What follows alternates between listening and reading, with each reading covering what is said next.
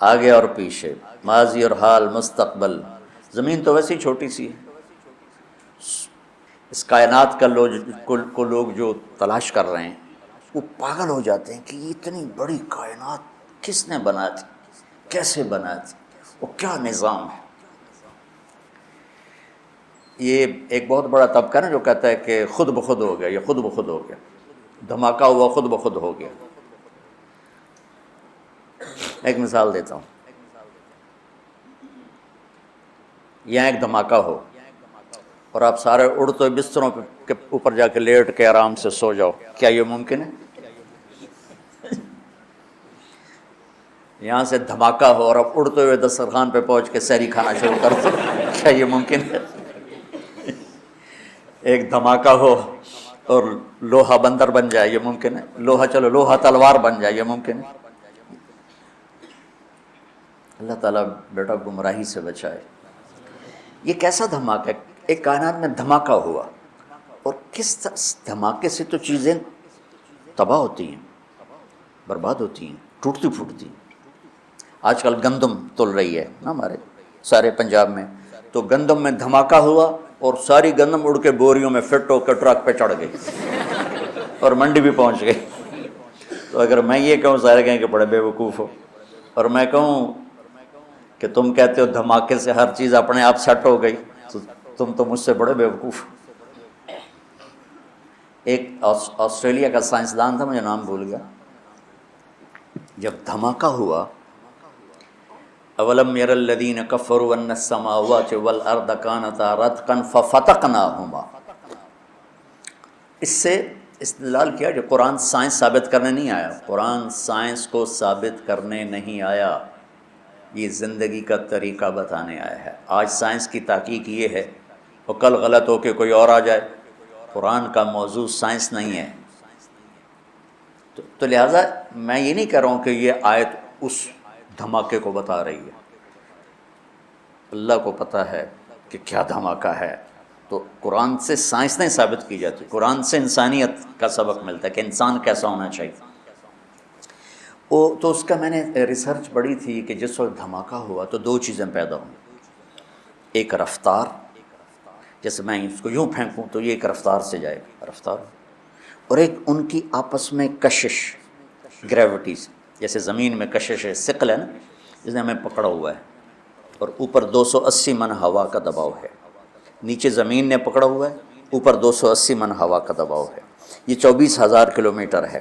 اگر یہ 48,000 کلومیٹر ہوتی تو اس کا جو تھا کشش وہ دگنی ہو جاتی. تو ہم زمین پر ایسے چلتے جیسے گارے میں پھنس کے نہیں گاڑیاں چلتی ہیں، ہم چلتے ہیں کہ پیر اٹھانا پھر رکھنا، پھر اٹھانا پھر رکھنا. اور اگر یہ اس سے 4 گنا بڑی ہوتی تو آج کا 6 فٹ کا نوجوان چوہے کے برابر ہوتا. سارے چوہے ٹورے پھر دیں. اللہ نے کس حساب سے اس کو بنایا. اوپر 280 من ہوا، نیچے زمین کی پکڑ. ہم یوں 2 پکڑوں کے اندر کھڑے ہوئے ہیں، اور ہم سب زمین پر الٹے لٹکے ہوئے، الٹے. میں ایک دفعہ چھپکلی کو دیکھ رہا تھا، میں نے کہا یا اللہ پٹھی ٹوری جاندی ہے چھت پہ. تو تھوڑی دیر بعد مجھے خیال ہے تو بھی تو پٹھا ہی پڑا ہوا ہے. یہ زمین ہے، یہ میرے پاؤں ہیں، یہ میرا سر ہے، میں یوں ہوں. شہنشاہ اعظم. تو وہ لکھتا ہے کہ رفتار اور کشش میں 1 سیکنڈ کے 10 کروڑویں حصے کے برابر اگر کمی بیشی 1 سیکنڈ ٹک، یہ 1 سیکنڈ ہو گیا. وہ مثال دے رہا تھا، 1 سیکنڈ کو 10 کروڑ حصوں میں تقسیم ہی نہیں کیا جا سکتا. وہ مثال دے رہا تھا 1 سیکنڈ کے 10 کروڑویں حصے میں اگر رفتار بڑھ جاتی تو کائنات گم ہو جاتی، اگر کشش بڑھ جاتی تو کائنات سکڑ کے پھر زیرو ہو جاتی. تو اس کو یہ خود ہی بن گئی، کیسے ہو سکتا ہے؟ ما بین ایدیہم وما خلفہم، کل کائنات اس کی. علامہ اقبال رحمۃ اللہ علیہ جیسا شاعر نہ عربوں میں دیکھا ہے نہ عجموں میں دیکھا ہے.